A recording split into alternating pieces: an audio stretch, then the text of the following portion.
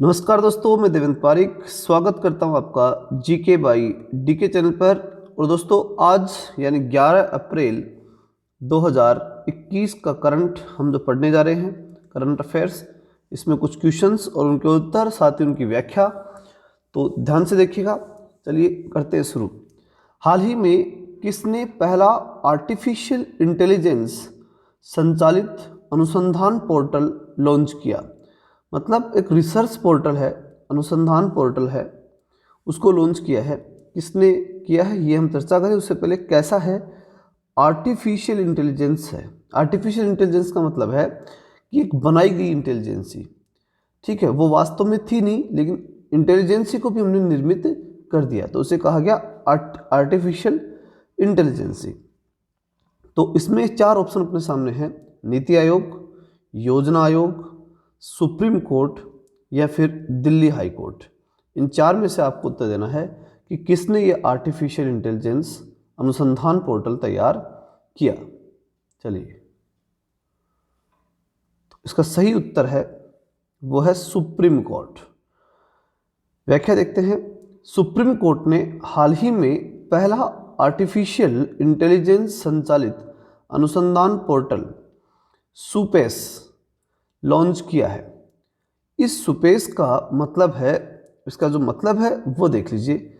Supreme court का तो क्या हो गया एस, और उसके बाद पोर्टल, सुप्रीम का मतलब हो गया एस यू, उसके बाद आता है पोर्टल, पोर्टल का हो गया पी, उसके बाद आता है फॉर असिस्टेंट, तो ये हो गया असिस्टेंट।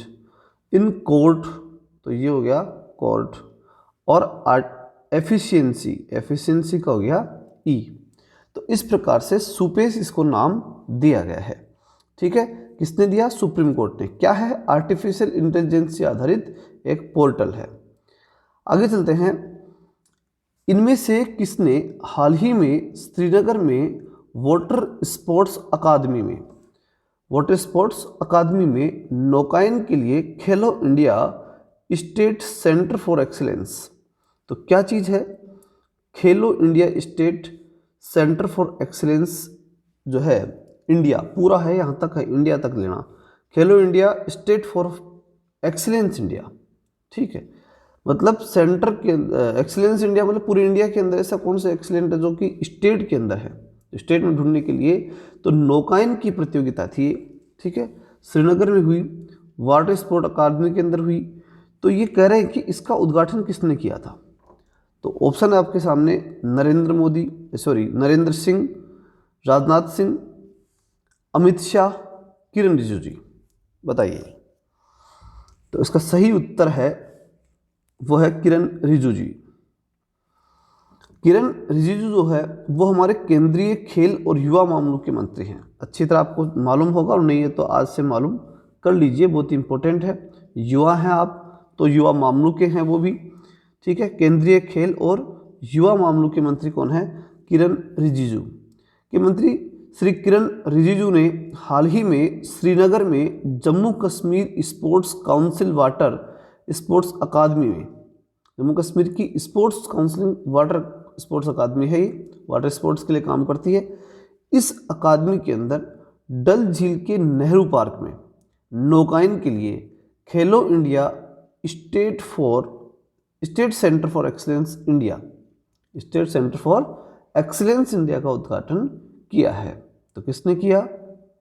खेल मामलों के मंत्री किरण रिजिजू ने।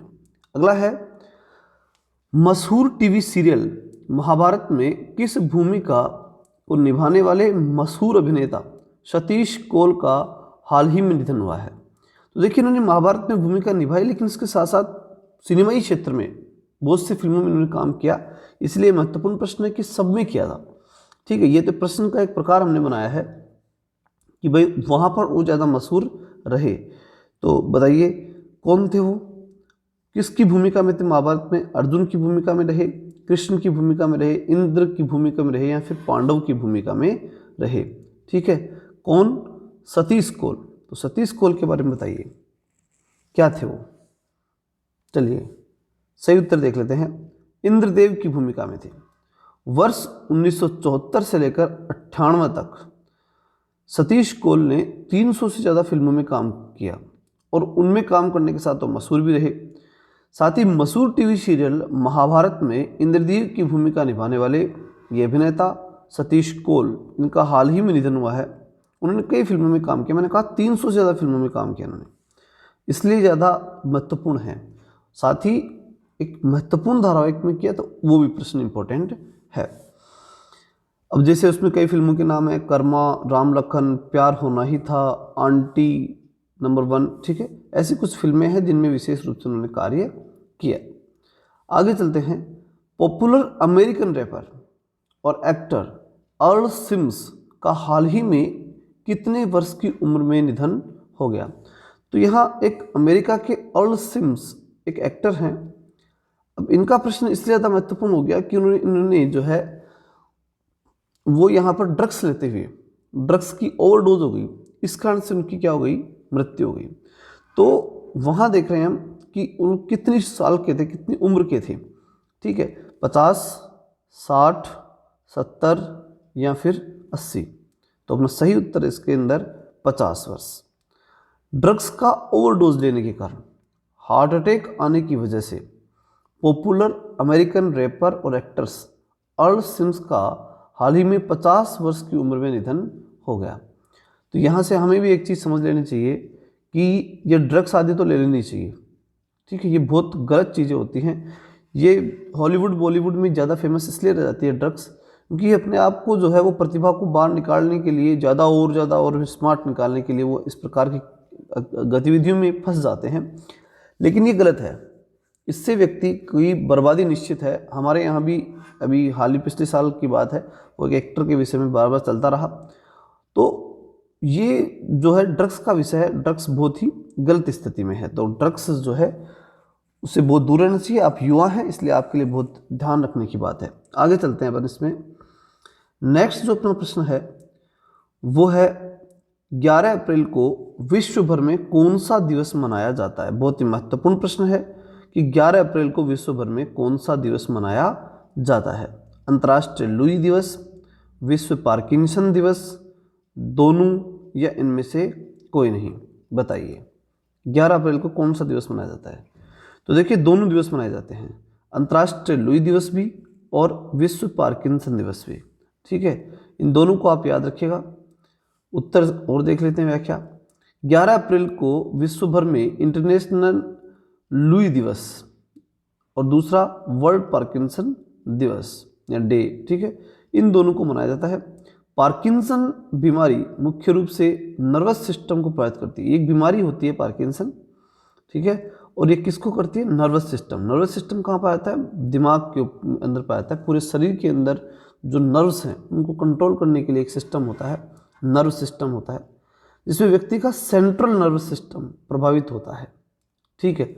तो इस बीमारी के तहत पार्किंसन बीमारी जो है उसमें सेंट्रल नर्वस सिस्टम जो है वो इफेक्ट होता है, और इसलिए इस दिवस के बनाने का मकसद है कि लोगों को इस बात पर ध्यान दिलाना कि इस प्रकार से जो है वो आप इस बीमारी से दूर रहें, और सेंट्रल नर्वस सिस्टम प्रभावित होता है, इस प्रकार का नुकसान होता है, इन चीज़ों के प्रति जागरूक करने का इसमें उद्देश्य रहता है। आगे चलते हैं। निम्न में से किस देश की नेशनल असेंबली ने हाल ही में नए प्रधानमंत्री और राष्ट्रपति के चुनाव की घोषणा की है? तो मालदीव नेशनल असेंबली, ऑस्ट्रेलियाई national assembly, Vietnam national assembly या फिर चीन की नेशनल असेंबली? तो इसका सही उत्तर है वियतनाम नेशनल असेंबली। देख लेते हैं इसकी व्याख्या। वियतनाम नेशनल असेंबली ने हाल ही में नए प्रधानमंत्री और राष्ट्रपति का चुनाव करने की घोषणा की है।